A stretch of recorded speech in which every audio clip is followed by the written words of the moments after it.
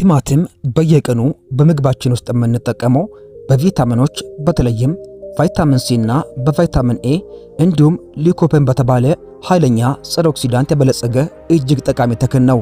ይሁን እንጂ የአመጋገብ ሳይንስ እንደሚያሳየው ለአንድ ጤናማ ሰው እጅግ ጠቃሚ የሆነ ምግብ ለአንዳንድ የተለየ ጤና እክል ላለባቸው ሰዎች ግን እንደ መርዝ ሊሆን ይችላል። ቲማቲም በተፈጥሮ ከፍተኛ የአሲድ መጠን ያለው ከመሆኑም በላይ ሶላኒን እና ኦክሳሌት የተባሉ ንቁ ተፈጥሯዊ ውህዶችን በውስጡ ይዟል። እነዚህ ውህዶች በተወሰኑ የሰውነት ክፍሎች ላይ ጫና ስለሚፈጥሩ ህመምን የማባባስና በሽታን የመቀስቀስ ከፍተኛ አቅም አላቸው።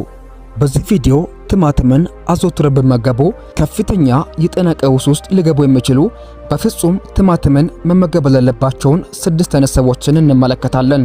ወደ ሀሳቡ ከመሄዳችን በፊት ይህ ቪዲዮ ብዙ ሰዎችን ማስተማር እንዲችል ቪዲዮን ላይክ፣ ሼር እና ሰብስክራይብ ማድረግ እንዳይረሳ። ወደ ሀሳቡ እንሄዳለን።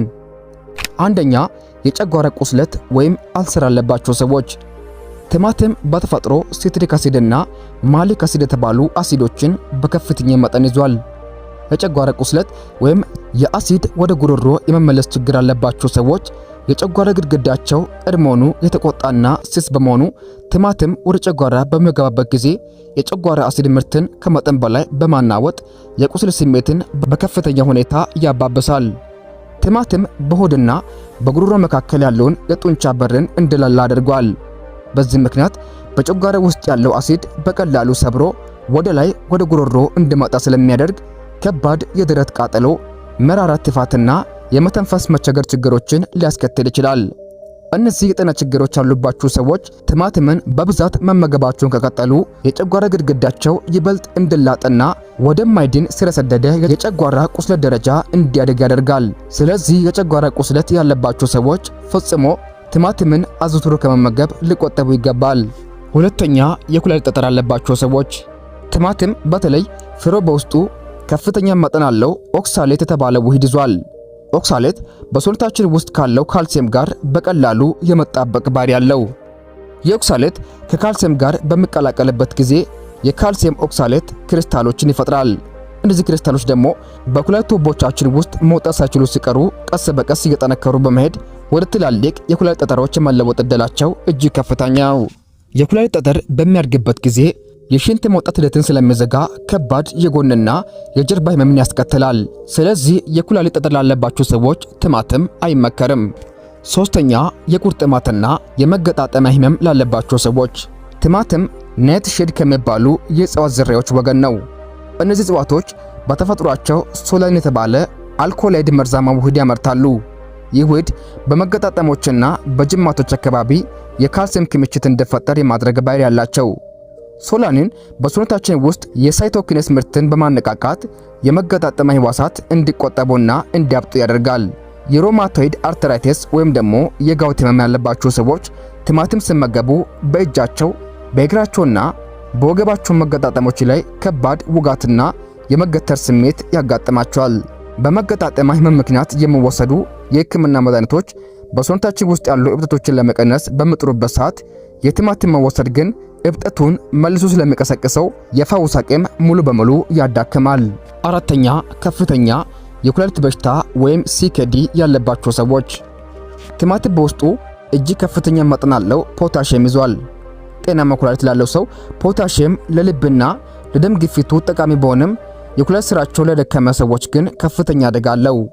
የደከመ ኩላሊት ደግሞ በደማችን ውስጥ ያለውን ትርፍ ፖታሺየም አጣርቶ ማስወገድ አይችልም። በዚህ ምክንያት በደማችን ውስጥ ያለው የፖታሺየም መጠን ከተገቢው በላይ ወደ ላይ ይወነጨፋል። የህክምና ሁኔታ ሃይፐርካሌሚያ ይባላል። ሃይፐርካሌሚያ በሰውነታችን ውስጥ ባሉ የነርቭና የጡንቻ ስርዓቶች ላይ ከባድ መስተጓጎልን ይፈጥራል። የደም ፖታሺየም ከመጠን በላይ ሲጨምር የልብን የኤሌክትሪክ ምልክት ስለሚያዛባ የልብ ምት ባልተስተካከለ መንገድ እንዲመታ ያደርጋል። አልፎ ተርፎም ለድንገተኛ የልብ መቆም አደጋ ሊዳረግ ይችላል። ስለዚህ የኩላሊት እጥበት የሚያደርጉ ወይም የኩላሊት ደረጃቸው የቀነሰ ሰዎች ከቲማቲም ሙሉ በሙሉ መራቅ ይኖርባቸዋል። አምስተኛ፣ የአንጀት ብግነት ያለባቸው ሰዎች። የሆድ መለዋወጥ ያለባቸው ሰዎች አንጀታቸው እጅግ ስስና ለጥቃቅን ነገሮች ሴንሲቲቭ ነው። የቲማቲም ቆዳና ፍሬ በውስጣቸው በቀላሉ የማይሟሙ ፋይበሮችንና ሌክቲን የተባሉ ፕሮቲኖችን ይዟል። እነዚህ ቅመሞች በአንጀታችን ውስጥ ለመሰባበር ረጅም ጊዜ ይወስዳሉ። እነዚህ ሳይፈጩ የቀሩ የቲማቲም ክፍሎች ወደ ትልቁ አንጀት በሚሄዱበት ጊዜ እዚያ ባሉ ባክቴሪያዎች አማካይነት በከፍተኛ ፍላት ይፈጠራሉ።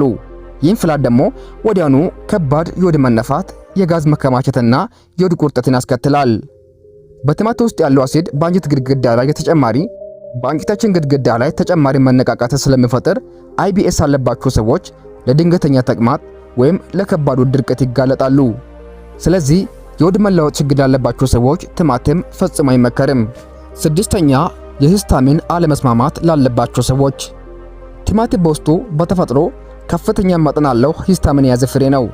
ሂስታሚን በሰውነታችን ውስጥ የአለርጂ ምላሾችን የሚመራ ኬሚካል ነው። የሂስታሚን አለመስማማት ችግር ያለባቸው ሰዎች ሰውነታችን ይህን ውህድ ሰብሮ የሚያጠፋ ኤንዛይም በበቂ ሁኔታ ማምረት አይችልም። እነዚህ ሰዎች ቲማቲም በሚመገቡበት ጊዜ በደማቸው ውስጥ ያለው የሂስታሚን መጠን በከፍተኛ ሁኔታ ይጨምራል። ይህ መጨመርም ወዲያውኑ በቆዳ ላይ ማሳከክ፣ ሽፍታ መውጣት፣ የአይን መቅላት፣ የአፍንጫ መታፈንና አስም መነሳስን አስምን ያስከትላል።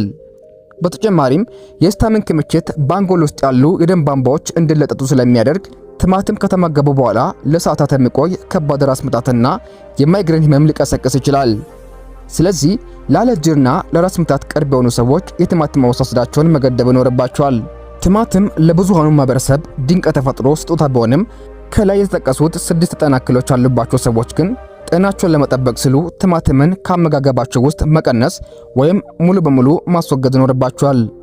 በቲማቲም ምትክ እንደ ካሮት ወይም ቀይ ስር ያሉ አሲዳቸው ዝቅተኛ ሆኑና ተመሳሳይ ቪታሚኖችን የሚለግሱ ምግቦችን መተካት ይቻላል። የተከበራችሁና የተወደዳችሁ ክቡራን ተመልካቾቻችን ብዙ እንደተማራችሁ ተስፋ እናደርጋለን። በዛሬ ቪዲዮ ላይ ሐሳብ አስተያየት ካላችሁ በኮሜንት ሳጥን ላይ አስቀምጡልኝ። በተረፈ ሌላ ጊዜ በሌላ ቪዲዮ እስክንገናኝ ሰላማችሁ ይብዛልኝ።